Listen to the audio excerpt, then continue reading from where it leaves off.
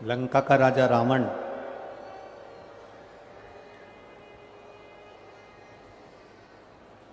जब पार्थिव शिवलिंग की स्थापना करने के लिए गया तो अपने सिर के मुकुट को जमीन पर रखकर गया।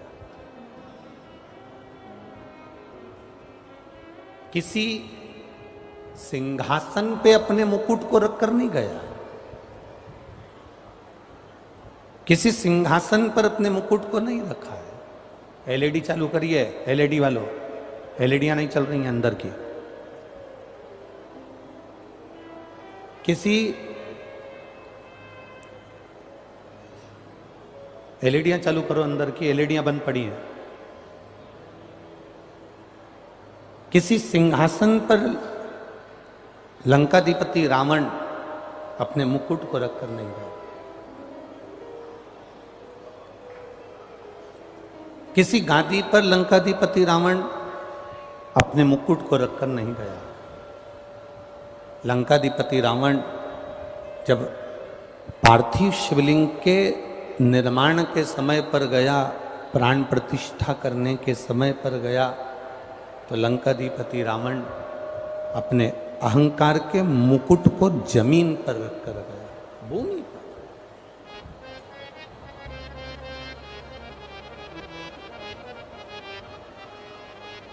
और जो ये भूमि पर रखा,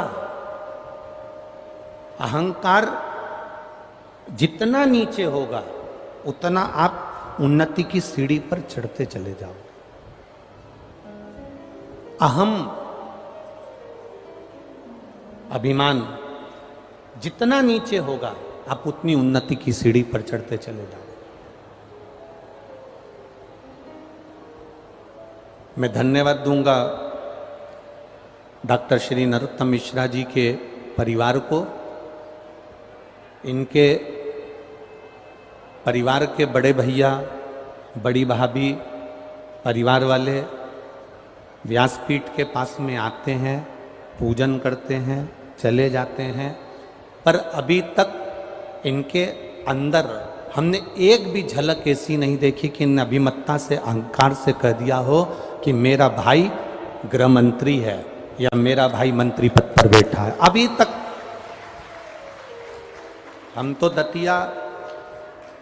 दतिया हमारा इधर आना हुआ नहीं। हम तो पहली बार दतिया में आए हैं और पहली बार हमारा मिश्रा जी के परिवार से भी मिलना हुआ, पहली बार। पर कोई अभिमान नहीं, कोई अहंकार नहीं, कोई अभिमत्ता नहीं। एक साधारण सा जो व्यक्ति होता है ना, वो अकड़ में कह देता है तुम मुझे जानते नहीं हो, गृह मंत्री जी को पहचानते हो, उनसे हमारी अच्छी पहचान है। फिर कभी कभी लगता है कि चाय से गर्म केटली है। फिर कभी कभी ऐसा महसूस होता है कि चाय से गर्म केटली है। वो तुरंत कह देते तुम हमें जानते नहीं, हमारी पहचान मंत्री जी से है, हमारी पहचान उनसे है, हमारी पहचान उनसे है। पर सीखना चाहिए आदरणीय गृह मंत्री जी के परिवार से ही हमको सीखना चाहिए कि परिवार के लोग आज तक मुंह से नहीं कहते कि हम उनके भाई हैं, कि हम उनकी भाभी हैं, कि हम उनकी बहू हैं, कि हम उनके बेटे हैं।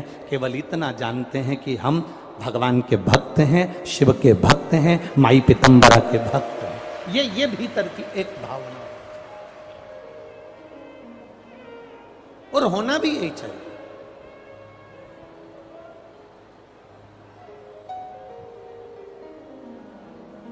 भगवान की अविरल भक्ति को पाने के लिए कोई अभिमान की जरूरत नहीं पड़ती। लंकाधिपति रावण ने अपने सिर के मुकुट को जमीन पर इसीलिए रखा कि अभिमत्ता किसी को ना दिखे।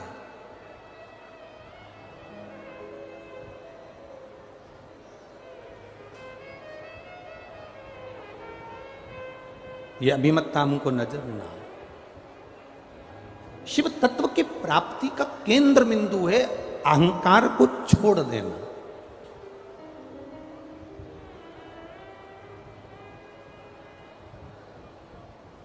और जब तक हमारा अहंकार हमारे पास से नहीं जाता तब तक हमें भक्ति का आनंद ही नहीं है। दुनिया के लोग कहते हैं कि महादेव में कितना बल है, शिव में कितना बल है।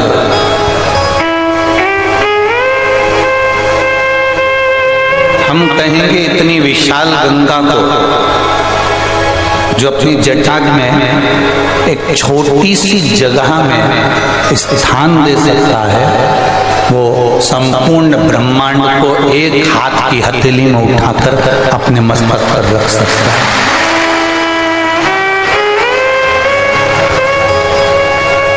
अविरल बहने वाली वो गंगा,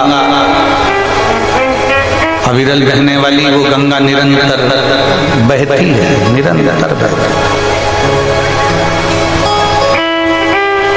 और उस गंगा को मेरे महादेव अपनी जटा में स्थान देते और पूरी जटा में स्थान नहीं दिया। आप थोड़ा ध्यान लगाकर देखेंगे तो पूरी जटा के अंदर भगवान शंकर ने गंगा को विराजमान नहीं करा। अगर पूरी जटा के अंदर भगवान शंकर गंगा को विराजमान करते तो भगवान कृष्ण के साथ में जब रास करने के लिए गए थे तो उन्होंने अपनी चोटी बनाई थी बाल खोल कर, उन्होंने अपने केश खोल लिए थे और चोटी बना ली थी। भगवान शंकर ने अपने बाल खोल लिए थे और उसमें चोटी गुथवा ली थी। तो पार्वती जी भगवान शिव जी से कहती हैं कि जिस गंगा को आपने अपने मस्तक पर धारण करा है, मैं आपका जूड़ा बना रही हूँ, चोटी बना रही हूँ, आप रास करने के लिए ब्रज में जा रहे हैं, तो वो गंगा मुझे नजर नहीं आ रही।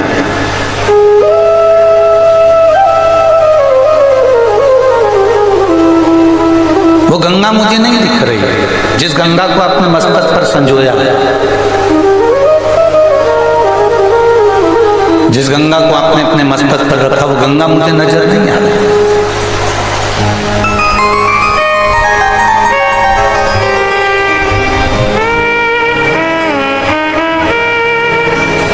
गणेश जी काय पे बैठते हैं, जम के बोलो जरा। लोग कहेंगे मूसक पे चूहे, पर जब भी गणेश जी का दर्शन करेंगे तो उनको सिंहासन पर बैठा हुआ पाएंगे। बोलो जी जी हाँ सही है। भगवान नारायण का दर्शन करोगे तो उनको सिंहासन पर या शेषनाग की सैया पर बैठा हुआ या लेटा हुआ पाओगे। ब्रह्मा जी का जब भी दर्शन करोगे तो उनको कमल के पुष्प के ऊपर बैठा हुआ पाओगे।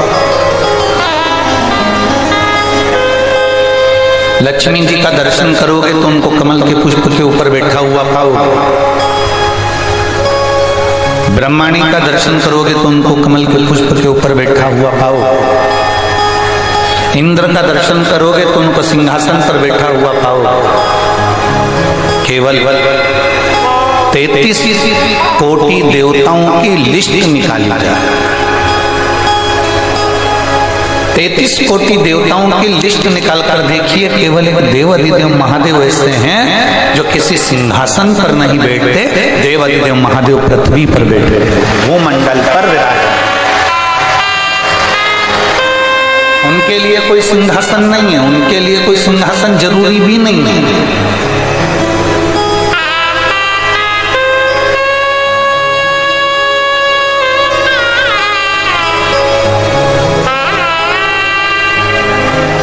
मेरे देवाधिदेव महादेव किसी सिंहासन पर नहीं, मेरे देवाधिदेव महादेव जमीन पर बैठे हैं, भूमि पर।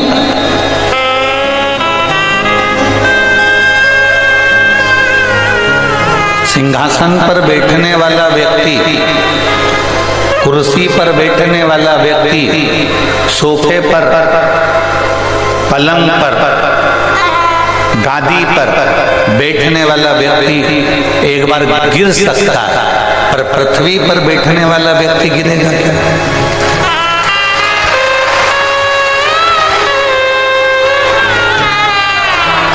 आप सब जमीन पर बैठे हो ना, गिरोगे क्या? नहीं। कोई कुर्सी पर बैठा है, उसका पाया टूट गया, गिर जाएगा। कोई पलंग पर बैठा है, लुढ़क जाएगा। कोई सिंहासन पर बैठा है, वो गिर सकता है। कुर्सी पर बैठने वाला कभी ना कभी कुर्सी से नीचे उतर सकता है। कुर्सी पर बैठने वाला एक न एक दिन कुर्सी से नीचे आ सकता है। पलंग पर बैठने वाला एक न एक दिन पलंग से नीचे उतर सकता है। जो ऊपर बैठता है उसको नीचे आना ही पड़ता है।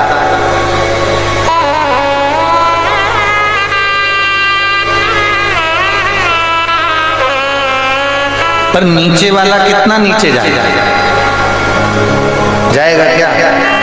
नीचे वाला नीचे नहीं जाएगा। नीचे वाला अगर जाएगा तो ऊपर की ओर बढ़ेगा, पर नीचे की ओर नहीं बढ़ेगा। वो मेरा माँ है, वो मेरा शिव है, वो मेरा शंकर है, वो मेरा ओघड़ी शंभू है।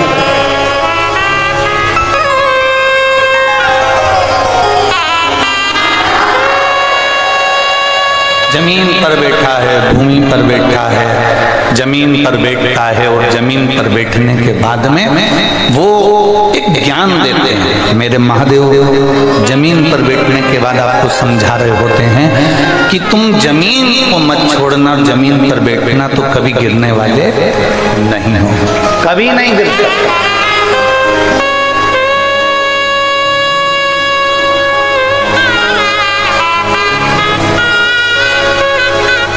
कोई आज मुख्यमंत्री के पद पर बैठ गया, कोई आज प्रधानमंत्री के पद पर बैठ गया, कोई आज राष्ट्रपति के पद पर बैठ गया, कोई आज अध्यक्ष के पद पर बैठ गया, कोई आज विधायक के पद पर बैठ गया, कोई आज संसद के पद पर बैठ गया, कोई आज अध्यक्ष, उपाध्यक्ष, कोषाध्यक्ष, सचिव के पद पर बैठ गया। ये सब कुर्सियां जो मिल गई, कोई कलेक्टर पद पर, कोई कमिश्नर पद पर, कोई एसपी, कोई कलेक्टर, कोई टीआई, किसी पद पर, कुर्सी पर हम बैठ गए हैं। पर कितना समय? कोई 60 वर्ष का होगा, रिटायर हो जाएगा, कुर्सी से नीचे उतर। अच्छा, एक बात आपसे पूछें, उत्तर दीजिएगा। आप बैंक में नौकरी कर रहे हैं, आप थाने में नौकरी कर रहे हैं, आप किसी स्कूल में नौकरी कर रहे हैं, आपका सिग्नेचर जब तक काम आता है जब तक आप नौकरी में जम के बोलो है। रिटायर होने के बाद कोई व्यक्ति थाने में जाए और कह दे लाओ मैं सिग्नेचर करके देता हूँ, बंद कर दो इसको, उसके सिग्नेचर मान्य करेंगे? बैंक से रिटायर होने के बाद कोई बैंक की कुर्सी पर, मैनेजर की कुर्सी पर जाकर बैठ जाए कि लाओ मैं सिग्नेचर करके देता हूँ, 50,000 रुपये निकाल कर दो, कोई मानेगा? नहीं। कोई टीचर की कुर्सी पर बैठ गया और कहे लाओ मैं इस बच्चे की मार्कशीट बना के देता हूँ, स्वीकार करेगा कोई? नहीं। आप जब तक कुर्सी पर हो, आप जब तक सत्ता पर हो, आप जब तक वैभव पर हो, तब तक आपके सिग्नेचर काम कर रहे हैं, आपकी कुर्सी काम कर रही है, आपके सिग्नेचर काम कर रहे हैं, आपकी कुर्सी, आपका सिग्नेचर काम कर रहा है। और जैसे ही आप नीचे उतरने के बाद आपका सिग्नेचर, आपकी कुर्सी, आपका कोई पद नहीं।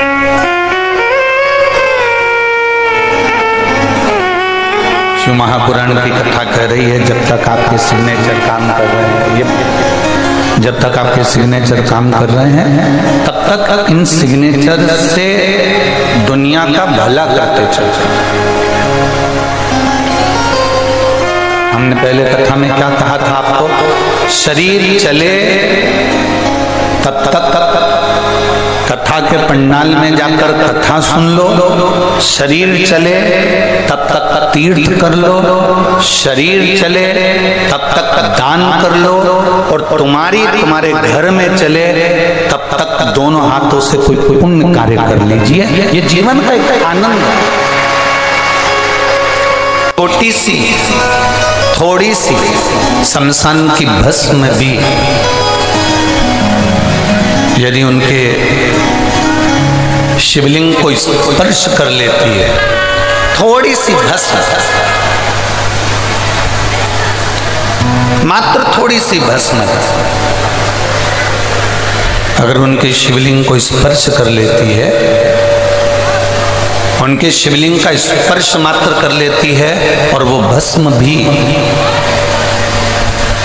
स्पर्श मात्र करने से इतनी पवित्र हो जाती है कि वो कुबेर का भंडार भर देती है। तो जरा विचार करिएगा कि एक फूल, एक पत्ती, एक धतूरा, एक थोड़ा सा पत्ती पुष्प भी शंकर भगवान के शिवलिंग पर चढ़ता है तो हम उस फूल पत्ती को जमीन पर नहीं फेंकते।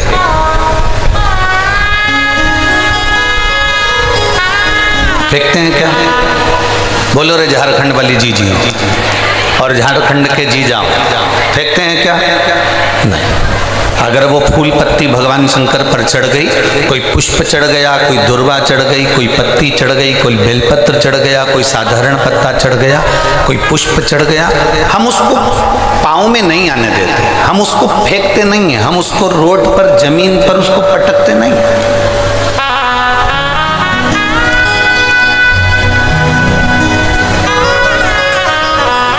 अब जरा विचार करिएगा, फूल पत्ती शिवजी के शिवलिंग का स्पर्श कर लेती है तो वो फूल पत्ती पाँव में नहीं आती, कचरे में नहीं फेंकी जाती, रोड पर नहीं फेंकी जाती, कहीं उसको पटका नहीं जाता, उसका विसर्जन किया जाता, उसको तुलसी में डाल दिया जाता है, उसको किसी पौधे में डाल दिया जाता है, उसको जल में डाल दिया जाता है, उसको एकांत में कहीं विसर्जन कर दिया जाता है। जरा विचार करिए, एक साधारण सी पत्ती, एक साधारण सा पुष्प शिवजी के शिवलिंग का स्पर्श कर लेता है तो वो पाँव में नहीं आता, वो कचरे में नहीं जाता, वो गटर में नहीं जाता, वो गंदी जगह पर नहीं जाता।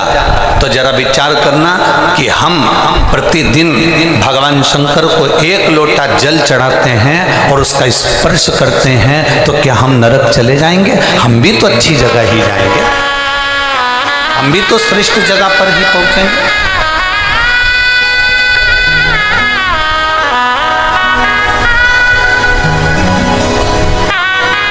और जिसको भगवान देवाधिदेव महादेव जिस पर करुणा करना चाहते हैं, जिस पर मेरे देवाधिदेव महादेव कृपा करना चाहते हैं, जिस पर भगवान देवाधिदेव महादेव दया करना चाहते हैं, उसको खींचकर मेरे देवाधिदेव महादेव अपने पास में बुला लेते हैं।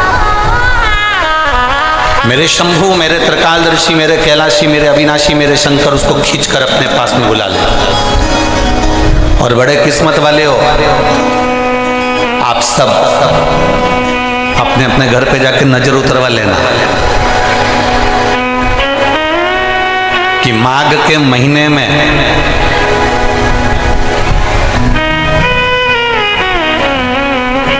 आप और हम भगवान शंकर की कथा को श्रवण कर रहे हैं तो साधारण नहीं हो, मेरे देवाधिदेव महादेव ने उसके लिए आपको चुनकर रखा, इसलिए खींच कर यहां तक बुलाया। और शंभो शरणे पड़ी माओ घड़ी दुख काटो दया करने दर्शन आपो शंभो शरणे माओ घड़ी दुख काटो दया